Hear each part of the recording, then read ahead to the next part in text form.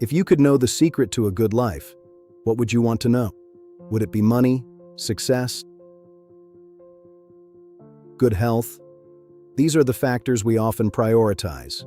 A long career, a beautiful home, or perhaps, is it something much simpler? For generations, people have searched for the answer. But researchers at Harvard have been asking a different question. Not, what makes people successful? But, what makes people live well? And for more than 8 decades, they followed people through childhood, adulthood, careers, marriages, and failures.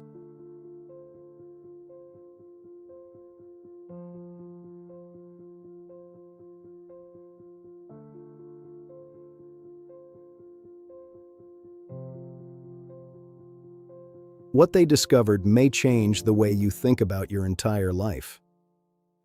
The Harvard study of adult development began in the 1930s. Researchers followed participants for decades. They asked questions about health, work, marriage, family, friendships, mental well-being, and life satisfaction.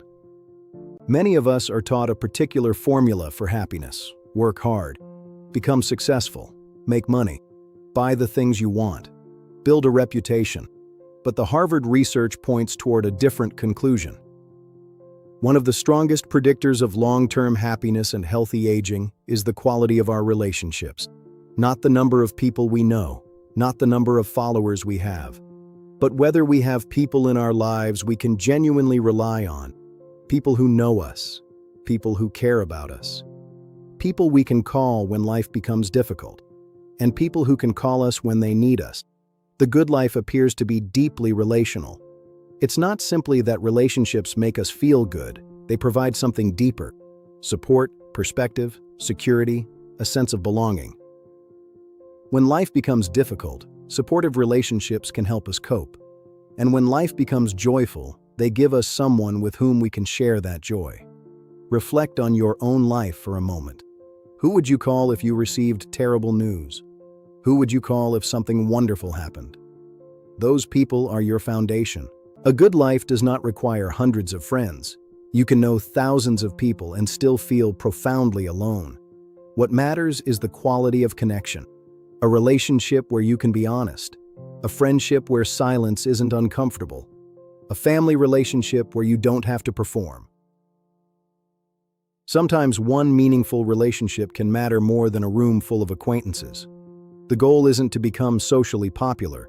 The goal is to become deeply connected. But relationships have a strange quality. They can disappear quietly, not usually through one dramatic event, but through neglect. We become busy, our children grow up, friends move away, careers consume our attention. We tell ourselves, "I'll call next week. I'll visit when things slow down," and then years pass.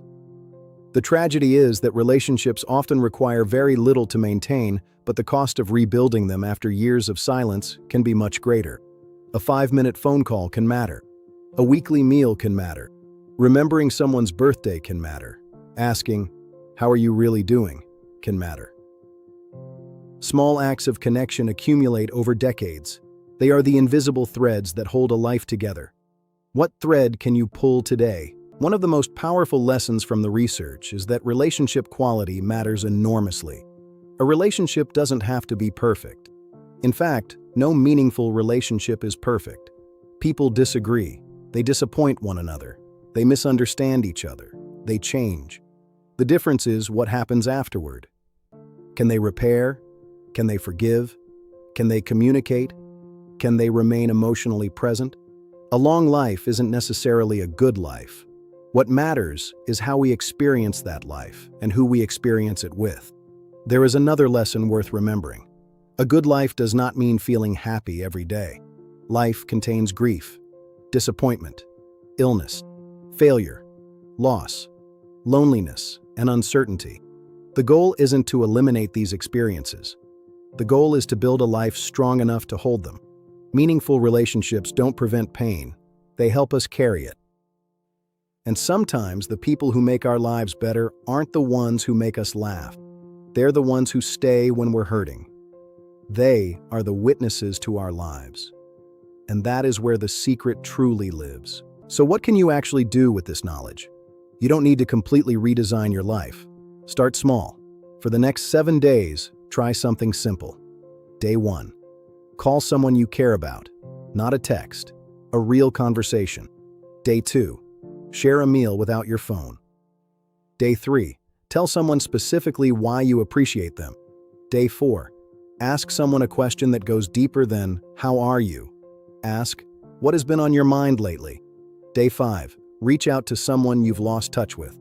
Day 6. Do something useful for another person. And Day 7. Create one recurring ritual, something that can continue.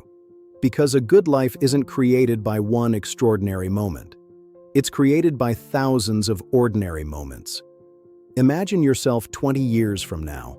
Look back at your life. What will matter? The meetings you attended? The money you accumulated? Perhaps some of those things will matter. But the things we remember most deeply are often human. The people who stayed. The conversations we never forgot. The meals around the table. The friend who showed up. The parent we finally called. The child whose hand we held. The Harvard study doesn't offer a magical formula for happiness. It offers something more useful. A reminder. A good life is built through relationships. So don't wait for someday. Call someone. Sit with someone. Listen. Forgive. Show up. Because the secret to a good life may not be something we find. It may be something we build. Together.